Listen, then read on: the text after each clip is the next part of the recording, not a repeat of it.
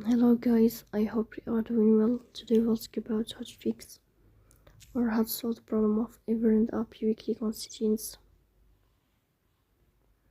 Here we click on apps, default apps, app settings. In this list you will search about Everand and you will click here. In this page of app info you will click on first stop and you will click OK. Here you will enter to storage.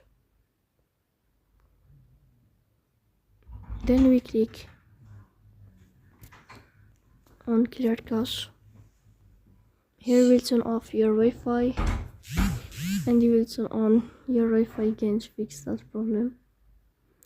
So please don't forget to support us by like and subscribe. See you next time and thank you for your watching and your attention.